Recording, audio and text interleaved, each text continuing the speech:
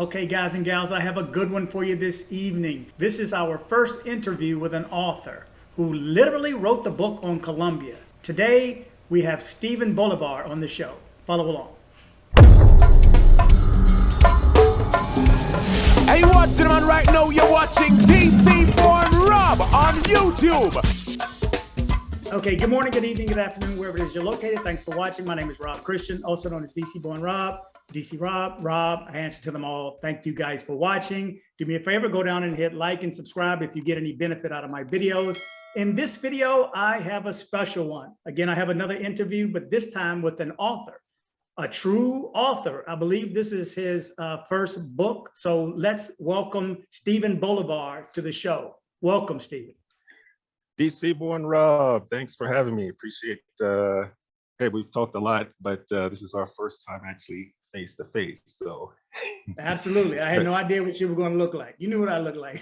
All right. I had no idea who you were going to be. So hey, Stephen, I appreciate the time. It's been a challenge. I've been out of town and you've been moving around, so it's been a challenge getting together, but now we're here. So let me ask you a few basic questions. We'll get started. We'll get as much information from Stephen. Stephen has a different view of Medellin and Colombia as a whole. He has a different view because he's been living there for some time. So let's ask him a few questions and then we'll get more into the meat towards the end. But ultimately, I want to bring him on hopefully within a week to do a live and answer you guys directly when you have some questions about moving around, dating, living, healthcare, whatever else you want to address that he can assist with, we'll touch on it then.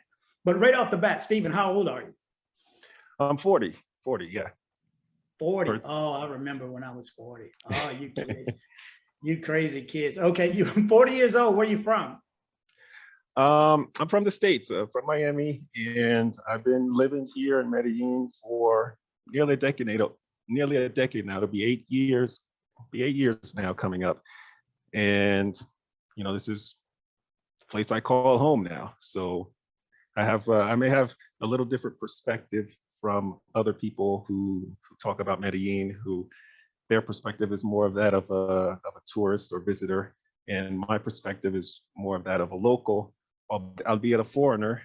But like I said, you know, I've lived here for many years now, and it's the place I call home.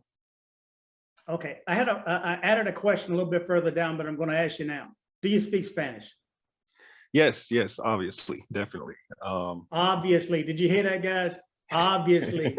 Don't go there if you don't speak any Spanish at all. Learn a little bit, and I'm going to try to assist you with that shortly, but learn some Spanish. Now, obviously, in 10 years, I'm sure you're fluent after this amount of time. You're well taken care of.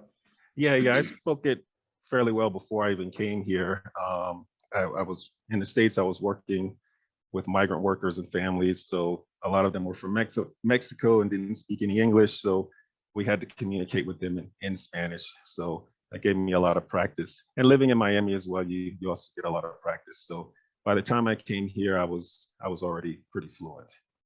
For sure. Well, Stephen, you are our first author to be on the show. So much appreciation. So, and I hope you have a copy of your book that you can hold up and show my viewers right now. At least tell us what the name of it is. Yeah, this is the book. If you can hopefully see that with the lighting. Get a little bit higher. Okay. There you go. The book is titled Mustang Salvaje, and it's available right now on Amazon in ebook and paperback format, as obviously you can see. And the book basically tells the story of how I first came to Medellin and got started in the vacation rental business. And it also talks about the trials and tribulations that I encountered along my journey here as an entrepreneur, and as well as I say it's the fantasy versus the reality of living and doing business in Colombia. And it's also my blueprint, so to speak, of how to achieve the impossible, or quote unquote impossible. And the example I give is, you know, my impossible may be different than yours. For example, your impossible may be winning a marathon or relocating, moving overseas. Whatever your impossible is, this book is meant to sort of be a guide to help you achieve that. Okay. And it's also the story behind the Bolivar brand, the Bolivar Rum brand that I created, and I'll actually show you Yeah, that. let's see a bottle of that rum. So this is the rum. If you guys can see that. It's Nice. 100%. This is the half bottle, media botella, 100% handmade Colombian artisanal rum. If you're in Colombia or coming to Colombia and you want to try quality handmade artisanal rum, this is it. So look me up. The website is ronbolivar.com, and on Facebook and Instagram, it's at Ron Bolivar Colombia. Okay, I'll make sure that I get all of Stephen's contact information. It'll be in the description of this video. So by all means, go buy his rum when you get there. Check it out. Also, buy the book. There'll be a link. It is available on Amazon. You are my first author again to be on the show. So again, welcome. We expect to learn a lot in this quick video. We're going to do a quick one because, again, guys, I want to set up a live. We're going to do a live with him in about a week where you can call in and ask any questions, again, whether about dating, healthcare, retirement, business-wise, and so on. But right off the bat, though, you are in Colombia, correct? Yes, if you might can see in my background, I am in Medellin. I'm up on the Mirador, so you can kind of see a nice view back there. And so yeah, I'm here in Medellin. And another thing with the book, what I really try to do is just give people perspective. And I said my perspective is more that of a local, but I try to give people a different perspective on Colombia, on business, entrepreneurship, life. I try to give people insight into my mentality as an entrepreneur and how I go about things, and as well as just what it's like really living here in Colombia and what it's like and what it takes to survive out here in the jungle. I call it the jungle because it really is a jungle out here. So with the book, I hope people understand. I try to give people that perspective that it's you may not have from just spending a few days or a few weeks or even a few months here. Mm-hmm. Okay, and you've been there 10 years? It'll be 8 years now, so almost, I say almost a decade, but 8 years. Okay, so in a nutshell, why Colombia? Why Medellin? It's a bit of a fluke, weird story. I do explain it in the book, but long story short, I basically came here and I had visited once a long time ago. I said I liked it. I wanted to come back, but I said a lot of places I go and I never actually make it back. But how I actually made it back was a friend of mine was getting married, and so it was sort of a fantasy that brought me back. But when I came back, I realized that I really liked the city, and I wanted to spend some more time here. So I just started coming back more, every so often, like every month or so, and spending a little bit of time. And it was through that coming back so often that I said, well, let me get an apartment here. It would be better than, all the money I'm spending on hotels and lodging. And my initial thought was, just rent the apartment out when I'm not here. And if it pays the rent and I have a free place to stay when I come to Medellin, then great. But it turns out that it actually turned out to be a really good business. And that's how I ended up in the vacation rental business here in Medellin. So that was sort of my start. And I started back in 2015. So when I start the book, I actually start by introducing and talking about the fantasy. And, so the question is why, you said why Medellin? Well, why Colombia? Why do people come to Colombia? Why do people come to Medellin? Well, I actually have stats, from 2015, starting when I first started in business, in the vacation rental biz. And what I can tell you is 90%, actually over 90% of my clients, they came for the fantasy. And when I talk about the fantasy, what I mean is girls, drugs, and parties. the reality, like it or not, that's just what it is. And that fantasy that people come for, it's almost like a drug, and you can get hooked. So people come and they don't want to leave. They extend their trips. They keep coming back for more, and that because that drug can be like a fantasy. And my message to people is basically, live the fantasy if that's what you want to do, but understand it for what it is and don't get caught up. Now I tell people, come to Colombia, come to Medellin. It's great. Like it or not, the reality is, if for those who do want to live the fantasy, it is one of the best places in the world if that's what you want to do. And let me just say that everything that I say, I speak from experience. I try to give perspective. I can't sit up here and talk to people about things, stuff like this, if I haven't actually either lived it or experienced it myself. So, I've traveled, visited different countries in different parts of the world. I've lived in different countries in different parts of the world. So I have perspective coming from different areas that I can use to help explain to people, and that's what I try to do. Mm-hmm. Okay, so let's jump in. Let's talk about the parts of town. I'm sure you're in the Poblado area somewhere, but what are the nicest parts of town to stay in? Your thoughts? And what are the not so nice parts of town you may not want to stay? Because I can tell you now, when we do a live, you're going to get a lot of questions on where to stay, what's a good hotel, Airbnbs, and you have sounds like you have a foothold in it since you used to do vacation rentals. But what do you think is the better parts of town and the not so great parts of town? Well, obviously, Poblado is the most popular and best touristy area of the city. So most people, they come and they're going to stay in Poblado. They want to be in Poblado because that's close to all the action, where most things are.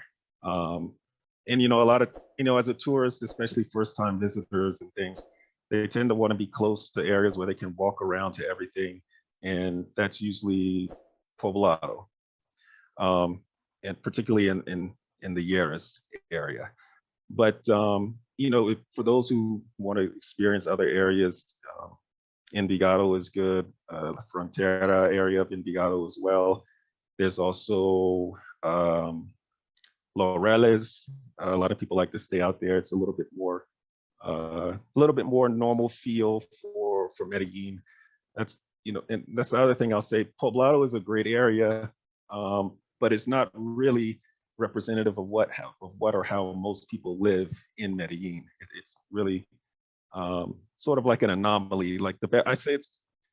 Although I've never been to Beverly Hills, I'd say it's kind of like Beverly Hills of Los Angeles type thing, if that makes sense. Sure. So, well, what would you tell newcomers about Poblado and the Parque Lleras area specifically? Well, it's a great area. It's, I don't know if you want to talk a little bit about safety now, since we're kind of touching, kind of edging towards that area. My next question. Okay, so we could talk about safety. Like I said, I try to give perspective. I've lived in different countries in different parts of the world. I've lived in Spain. I've lived in Czechoslovakia, Ukraine, Russia, Colombia, Miami, obviously in the States. So I have a lot of perspective. And one of the things I hear people talk about with Medellin and Colombia in general as well is, a lot of people say, it's just like any place else. Just, just be aware of your surroundings, keep your wits about you, and you'll be fine. And I almost feel that almost gives off a little bit of the wrong impression about how things really are.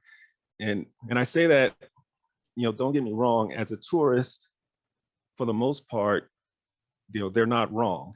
As a tourist, the activities you're going to be doing, the areas you're going to be in, for the most part, it is very safe, and you shouldn't encounter any problems really at all. Maybe at most, you know, petty theft type stuff, pickpocketing, stuff like that, just theft type things. And even that, I would say, you know, as a tourist in the areas and the activities that you're going to be in, that shouldn't even really be much of an issue either. But having said that, I'm all about perspective. And, you know, I just try to give people perspective. Out of all the places that I've lived, what I can tell you is the only place I've ever been robbed is in Colombia. And I'll even go beyond that, and I'll say anybody that I ever known who's ever lived here has been robbed at least once, usually at least twice, but at least once. And, you know, for example,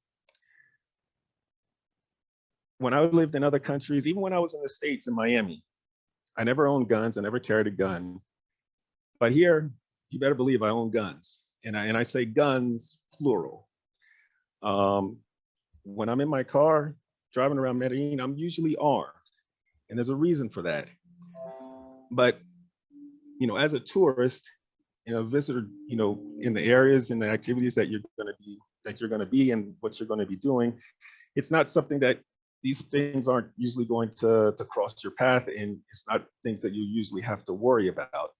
But, you know, anyone who's lived here, I'm sure if you've lived here long enough, you've likely seen or heard about the Sicario hits. Those still happen. They happen in Poblado from time to time. And, you know, I even talk about it in the book, how one of my associates was actually murdered by a Sicario hit.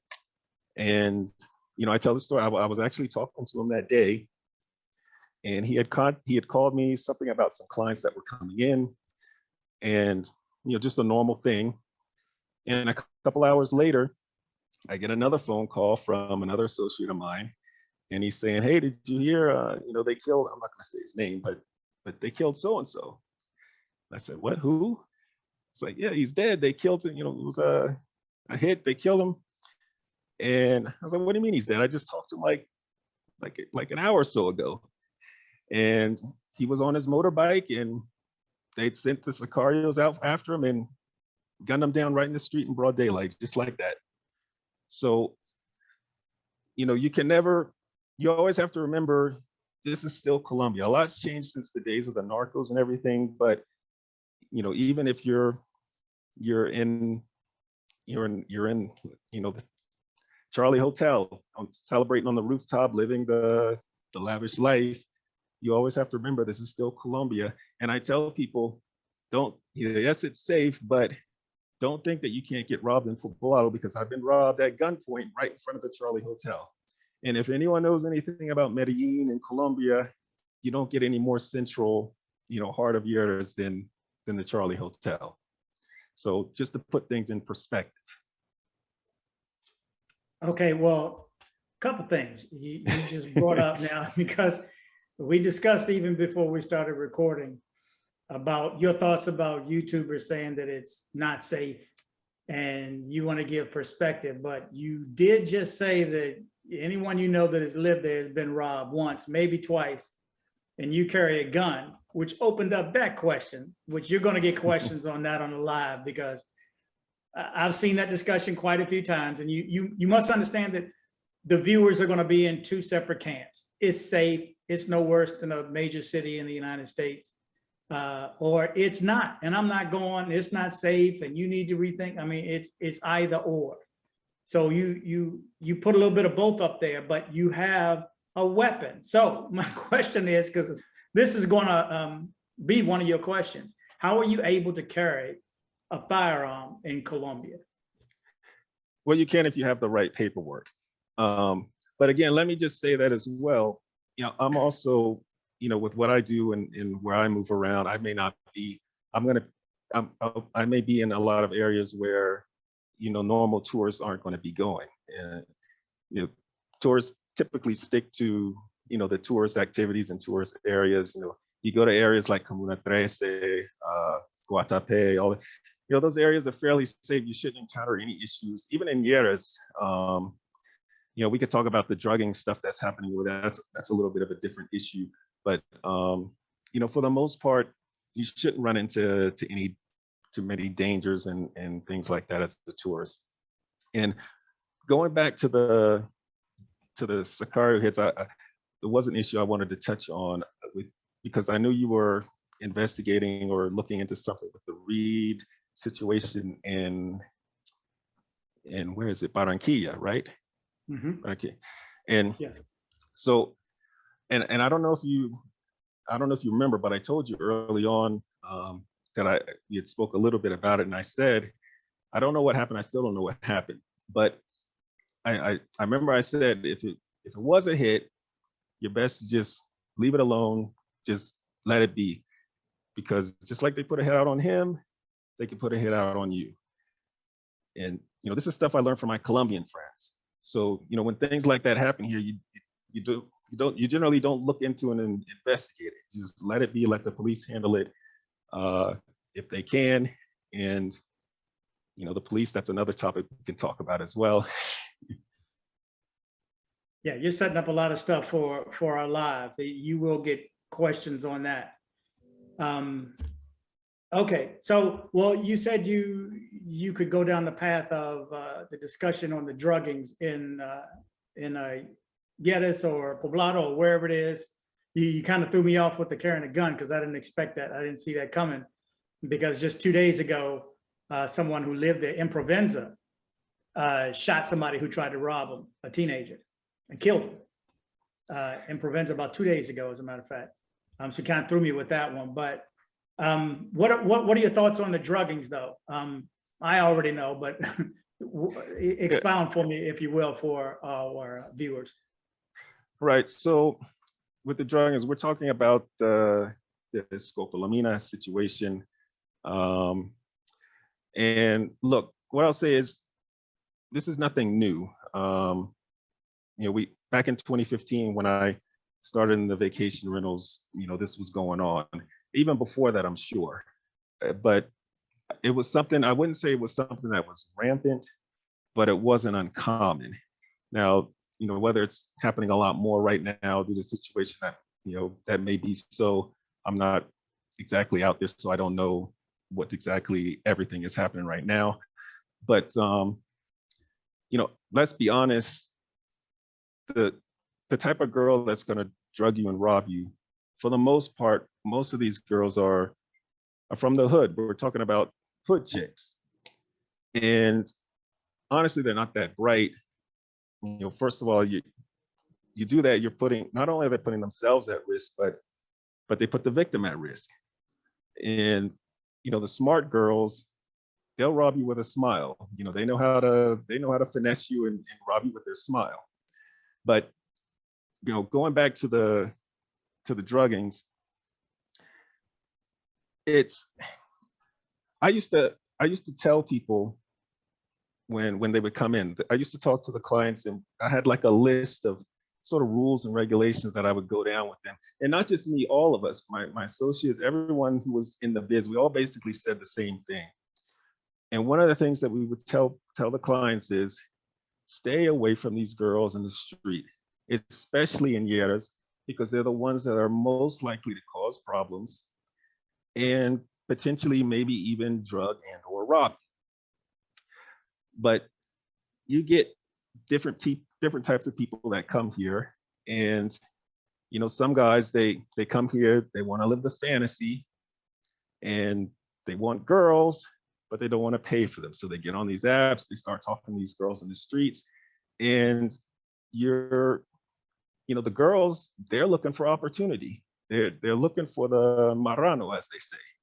And you're an easy mark if you don't know the culture, you don't speak the language, and so it's easy to get got.